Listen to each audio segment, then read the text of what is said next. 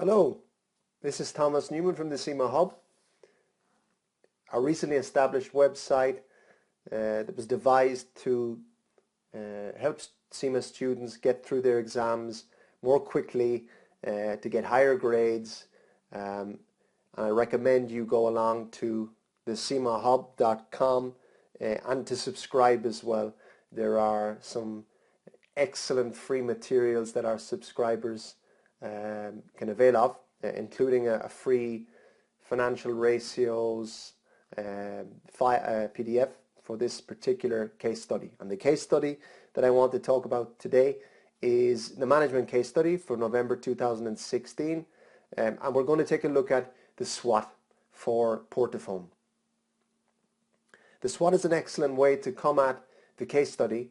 In particular, examiners like to focus on weaknesses and threats to the organization to see how you deal with those, and they like to see you then capitalize on the strengths and opportunities. So let's take a look at the SWOT for Portafone.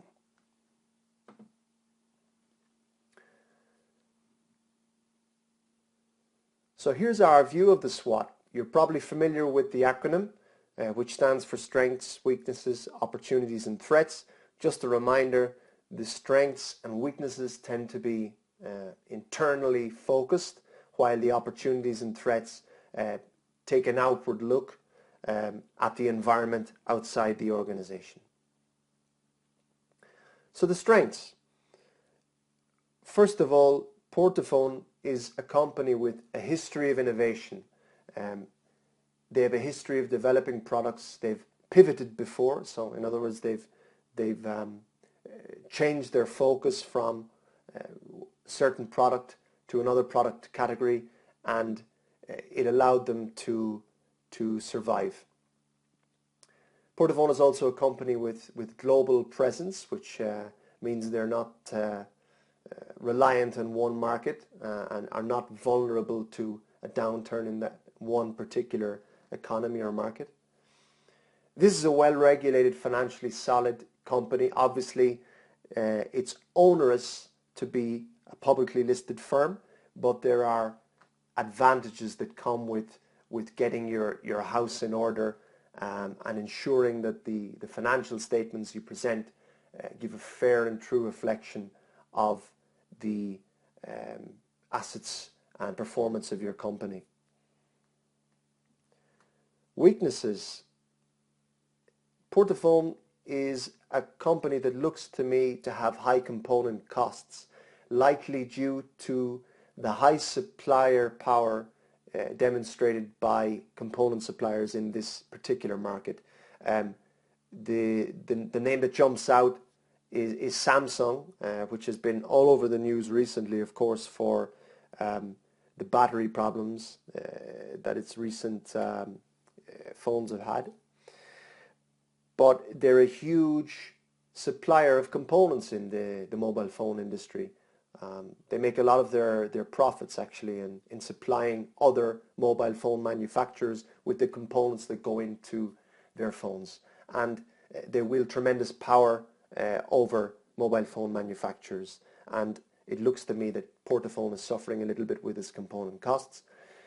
Second weakness, and this goes for many mobile phone manufacturers, not just Portafone, they're highly dependent on the networks. The networks are both buyers of the phones that Portafone makes, but also they supply mobile phone makers with the infrastructure that allows calls to be made, and the phone makers are very dependent on them.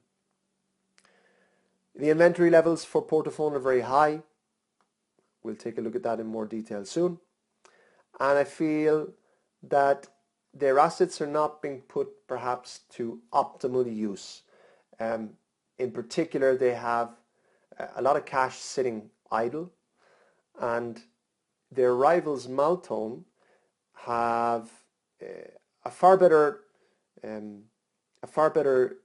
they demonstrate a far better use of their assets in that they generate the same revenues and similar profits to Portafone, but with a much lighter asset base. What about then opportunities? Well, there is an opportunity to outsource manufacturing and focus solely on design. This is what Apple is famously doing with their manufacturer in China being Foxconn, which has got a degree of notoriety, of course, given the attention it receives for human rights violations and things like that. But Foxconn is a specialist in low-cost manufacturing, so this allows Apple to get on with its strengths, which are design, marketing, enhancing its customer loyalty, inventory management, which they're very strong in as well. So Portafone could take a similar strategy and outsource its manufacturing. There are various opportunities that would exist for product development. And third, diversification, which is branching out into both new markets and new products. There are some opportunities there as well. So we'll take a look at those in a while. As we said before, the networks wield enormous power over phone manufacturers. So a way of, let's say, mitigating that particular weakness is to sign an exclusive agreement with one of the networks, to lock them in to a contract to ensure that Portafone is selling a certain quantity of its mobile phones. There's a good opportunity to enhance links with universities. This is quite common, and this is a high-tech industry.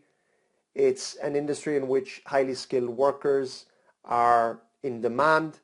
It would also serve, apart from the research benefits that would come with linking up with universities, it would serve Portafone to identify high potential students early on and perhaps steal a march on their competitors by getting the best and brightest in the doors of its company sooner.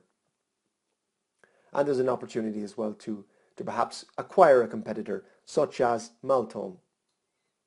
Then the threats. This is a very, very competitive market. Growth is stalling globally. There is great saturation, especially in developed countries, with mobile phone usage. In fact, many people have more than one mobile phone, and it really is going to be a challenge to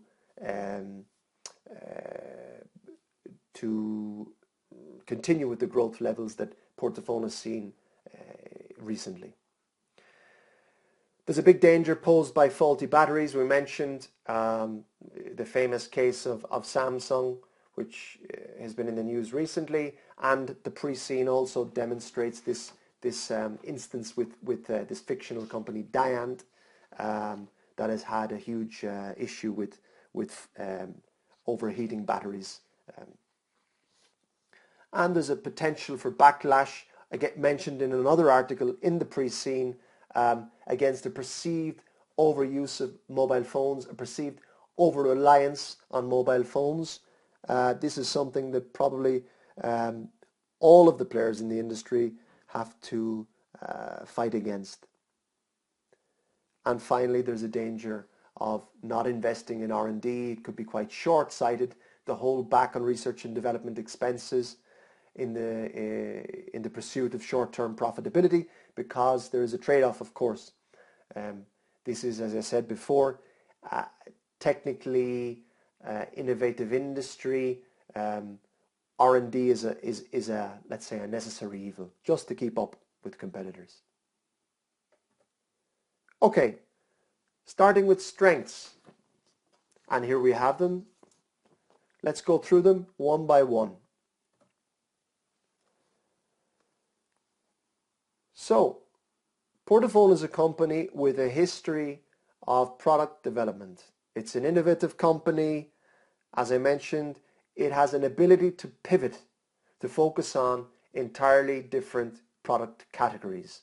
So it started out producing radios, but then it adapted its offer to the change in consumer taste, and it focused on mobile phones. So that ability to reorientate its strategic focus has served the Portafone well in the past, and it may well be necessary to pivot again and offer something new.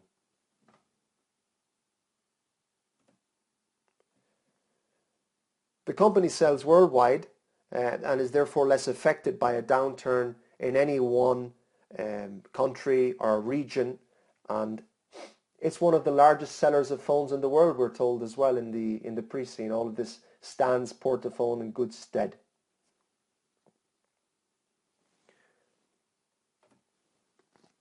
And this is a well-regulated, financially solid company. The balance sheet is solid.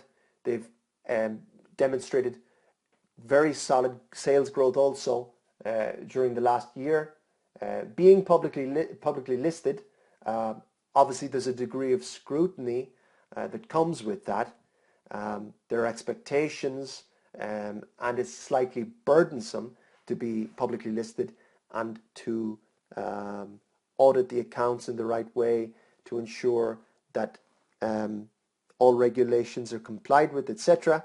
But it enhances confidence, the confidence of the investing community, and it stands Portafone in good stead. It's a string in their bow. Moving to the weaknesses.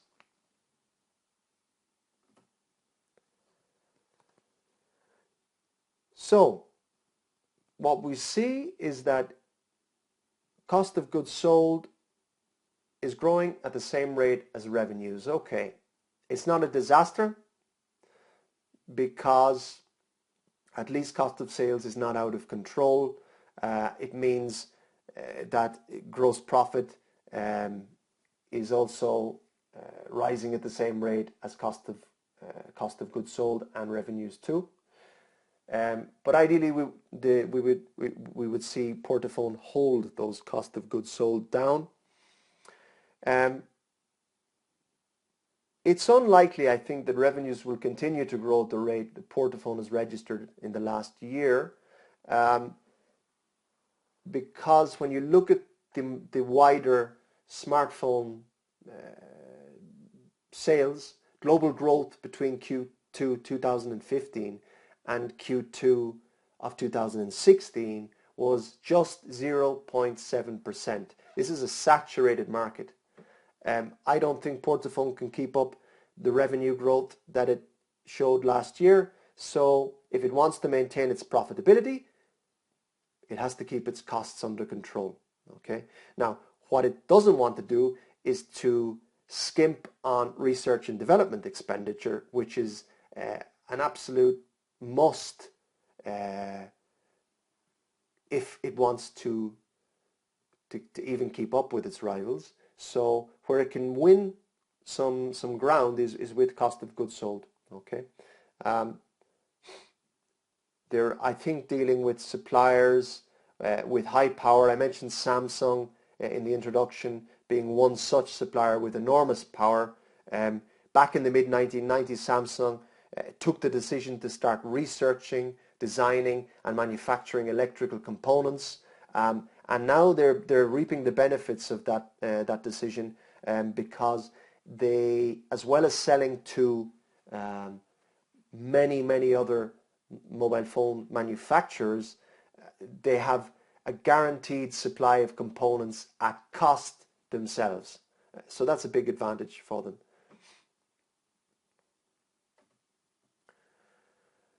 Portafone, as well as many other companies in manufacturing of mobile phones, are very dependent on the networks. The networks are organizations such as Orange, O2, Vodafone, AT&T, etc. Okay, so they stand between mobile manufacturers and the general consuming public. So they also provide the infrastructure that allows calls to be made, and they have enormous size and clout. Okay, these are huge organizations. They're, by some estimates, 6 times bigger than mobile phone manufacturers when it comes to economic value added. There are statistics that show they're 6 times larger than the mobile phone manufacturers. They generated $1.1 trillion dollars in revenues in 2015. So this will give you an indication as to how huge these organizations are. Inventory levels for Portafone are really quite high. It's a problem in this industry because inventory, the value of inventory really declines very, very quickly in this high-tech industry. Tim Cook, who is now the CEO of Apple, used to be the chief operations officer in Apple. He was very, very fixated on improving their inventory management. They're now recognized as possibly the very best company in the world for managing its supply chain, and they're renowned for their inventory management too. What Tim Cook said famously was that inventory is fundamentally evil. When you're talking about mobile phones and tablets and these high-tech products, you don't want them sitting around too long. He compared them to milk. Okay, that if it gets past its freshness date, you have a problem, is what he said. Okay, so he estimated that inventory like smartphones, tablets, and laptops, they depreciate at a rate of around 1 to 2% per week. Okay, so Portafone is a problem there. It is high inventory, and that inventory could become obsolete as its competitors ramp up their offers and improve the technical aspects of their offering. I feel that Portafone's assets are not being put to optimal use. They have cash, a large cash position. There's been a big increase in cash over the year, but I wonder if it's wise to have such a huge amount of cash just sitting in a bank account, generating probably not very much in the way of interest. Is there not an investment that Portafone could look out for? It's interesting to compare the asset turnover ratio to Maltone, which we have their financial statements in the pre-scene as well. The asset turnover ratio, you might remember, is the revenues over the capital employed. So it shows us what the asset base of a company is leading to in terms of the revenues. Okay, what kind of revenues are the assets of the company generating? And when you compare Maltone to Portafone, Portafone comes off quite a bit worse. Okay, it has closed the gap a little bit because in 2014 Maltone's asset turnover ratio was 64% and Portafone's was just 17%. At least it's improved in 2015, because in 2015 the new ratios are 22% for Portafone, Maltone 45%. So Maltone's revenues have flattened in 2015. Portafone's have risen. So Portafone has gained some ground there, but still Maltone is a company that puts its assets to work in a more efficient way than Portafone. What about opportunities? Outsource manufacturing and focus on design. Could Portafone do that? Perhaps. Okay, just like Apple, as I said before, where they outsource manufacturing to Foxconn in China, and they focus on design and some of the other things I mentioned before, the inventory management, etc. Portafone, when you look at its balance sheet, for example, you notice that there isn't much in the way of intangible assets. It looks to me that this is Portafone is a company that is not leading the way in terms of innovations. It probably hasn't got a lot in the way of patents, intellectual property, etc. So what it could do is outsource its manufacturing, double down on design and things like that, to differentiate itself in a crowded market. Many mobile phone manufacturers are making essentially the same devices. These technical innovations are copied very quickly, so most mobile phones do a pretty good job when it comes to the basics of calling, messaging, etc. There isn't much to be gained from innovating technically anymore, it seems. So one way to stand out is just the way Apple does it, with superior marketing, superior branding and design.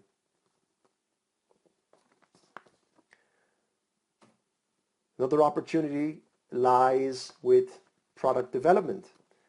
An obvious choice here would be producing tablets, but I'm not so sure that that is the best option. This is already a crowded space with many mobile manufacturers already offering tablet devices. The studies show that growth of around 23% is expected over the next 2 years, but after that it's likely that growth is going to just flatline. So it's a little bit late, I think, for Portafone to start making tablets. It could, of course, get into wearables like smartwatches and activity trackers, which there's been a lot of hype about these in recent times. I myself am very interested in this technology, but they've kind of disappointed so far. Many of the trackers that people get nowadays, they're glorified step counters with a few other extras thrown in on top. There's still a lot of promise in this area, so if Portafone could get in this area, and if it was willing to invest the time and money in researching and developing prototypes, it could be amongst the first movers for the next generation of devices that we see come out. So this is something they could do. Diversification. This is more drastic. You're talking about new products and new markets. What could they do here? Well, they could go into the production of superior batteries, for example.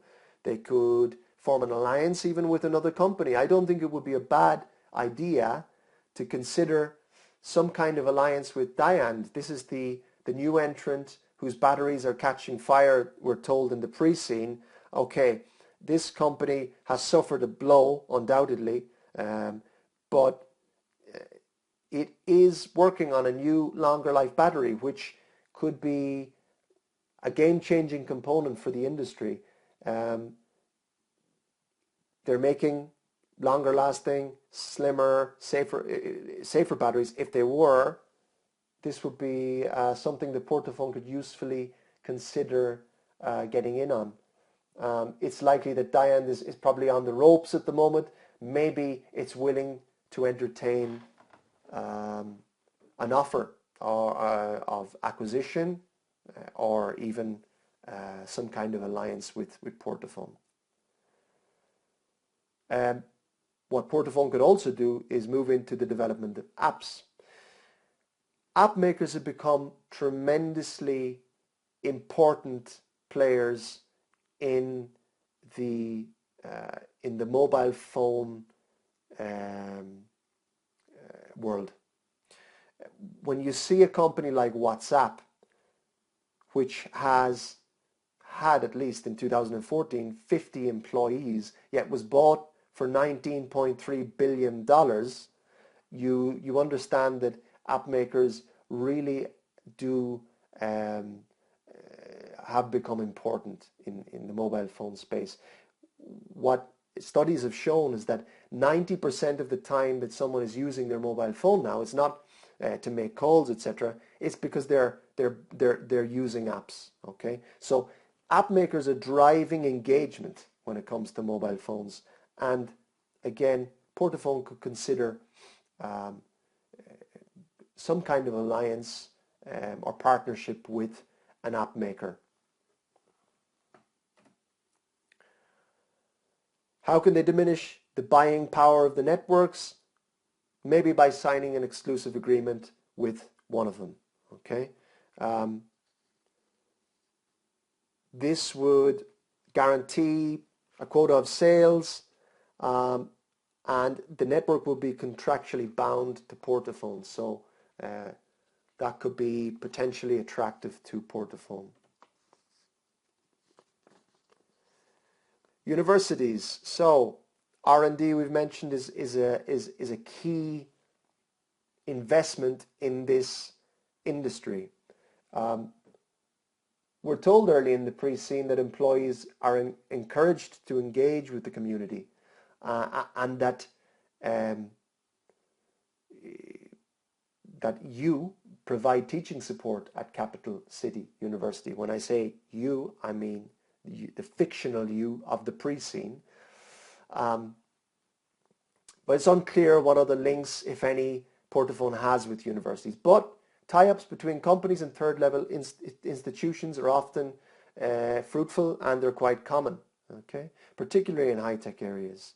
So Portafone at the moment has a slight problem, it seems, with innovation, and it's holding down its R&D spending. So it's an inexpensive way, let's say, to ramp up innovation at the company by collaborating with these highly qualified third parties. And as I mentioned before, there's a secondary benefit in identifying high potential students early on and getting them in to Portafone as interns or whatever, and it could be something attractive for Portafone to look at.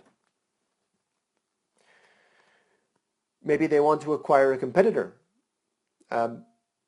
They have that ability. If they want, they can go on a spending spree. They have built up something of a war chest in 2015. They've got a lot of cash sitting there, not doing so much at the moment. They've taken on extra debt in 2015, so maybe they're gearing up for an acquisition. Maybe Maltone is a potential target. I wouldn't be surprised to see something come up in the unseen requirements on exam day on a potential acquisition. And finally, we move to threats. It's a very competitive market. As I said, these are, in particular, in developed countries, these are very saturated markets. Growth is stalling.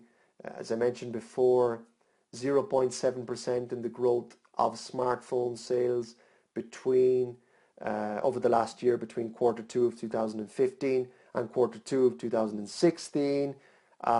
There's something like technical equality right now between the different mobile phones. Even the new brands coming from China, such as Huawei, I think it's pronounced like that. I had to go and check that on YouTube. There was a video dedicated to that. Had 130-something thousand views. So Huawei and companies like that from China have really come on strong in the last few years. They've upped their offering. They've upped the game and have something close to the more established players like Apple and Samsung. So we've reached probably technical equality. So it's between the different mobile phone manufacturers. So it's extremely competitive, and it's difficult to know how to grow. So it's definitely a threat that we're going to see less and less growth.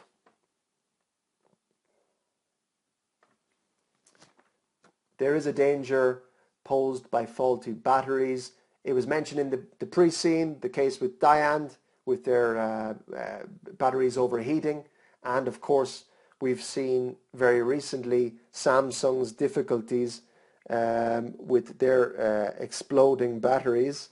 So it's a worry to me actually that Portafone seems to be paying so little for its batteries. You'll notice that in the pre-scene, where you have the cost of manufacturing a mobile phone, it's mentioned that the lowest cost of all the components is for batteries at just $5.04. So it raises the question, has Portafone been skimping on battery costs? And that mightn't be such a good idea. They could suffer a similar fate to Diand and indeed to Samsung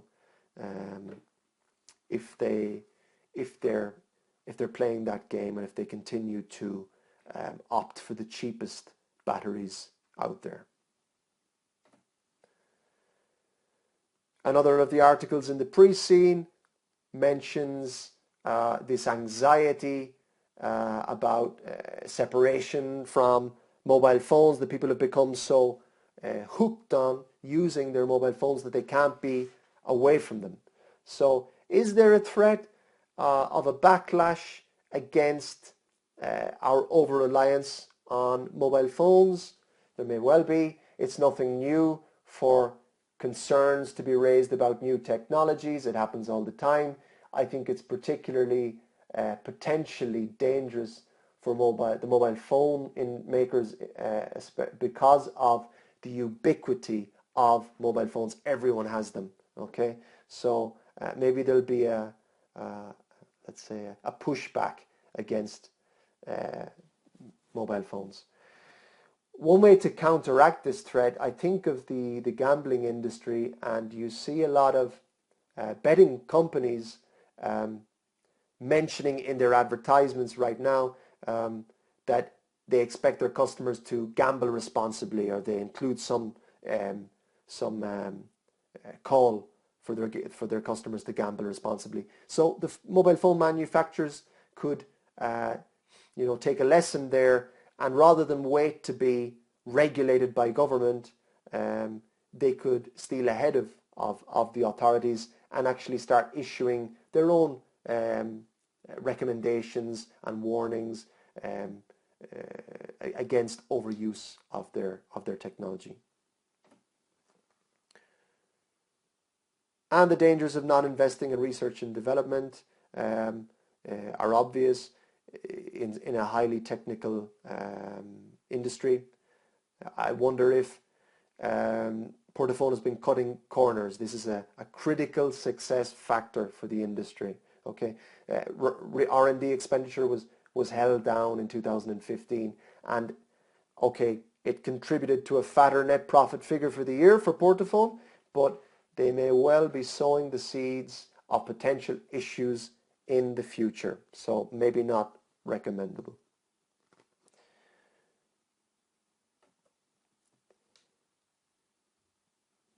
I hope this SWOT for Portafone has been of use to you. If you feel like more, I recommend highly that you go along to the CIMA hub, where you'll find 3 specific articles relating to this case study. And I recommend strongly also that you subscribe. It only takes a second, and you're going to receive a free financial calculations and ratios PDF upon subscription. Moreover, you'll be notified of our excellent upcoming offers and our free materials. You'll be the first to know about them. Okay, so head along to www.thecimahub.com. Many thanks for your time. I wish you all the best of luck in your upcoming case study.